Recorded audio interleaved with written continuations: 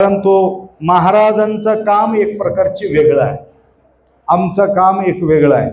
आम्ही करू शकले नाही, महाराज ते करून टाकले। आणि महाराज जे केले नाही आम्ही केले नाही, आम्ही जे केलं आता महाराज पुढल्या आयुष्यामध्ये ते करतील ते गोष्ट वेगळी।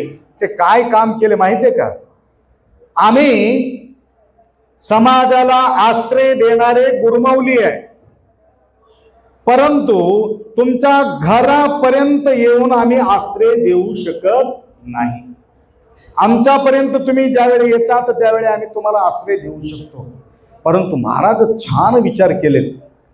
अख्खा जंगम समाजातील अनेक मुलांना त्या ठिकाणी निर्माण करून प्रत्येक घरी घरी जाऊन घरोघरी जाऊन वरदा शंकर पूजा, रुद्र पूजा, पुण्याहारांदी, अभिषेक, वास्तुशांती, आता एवढा भरपूर वास्तुशांती पाहण्यात आम्हाला येते।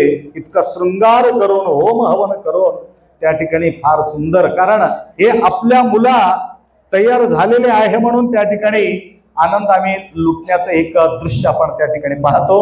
ते कार्य मात्र डॉक्टर विरूपाक्ष शिवाचार्य स्वामीजी मुखेडकर यांनी त्या ठिकाणी कार्य निभावलेले आहे। परंतु तुमच्या सगळ्यांचा आश्रय देण्यासाठी गुरु पाहिजे, लिंग पाहिजे आणि जंगम भी पाहिजे। लक्षात आलं का? जन्म घेतलं जंगमाची गरज आहे, मृत्यू झाली जंगमाची गरज आहे, मध्यंतर आम्ही राहणार आहोत। आम्ही मृत्यूला बी येणार नाही आणि जन्माला बी येणार नाही, म्हणून जंगमाचं महत्व फार मोठा गोष्ट आहे।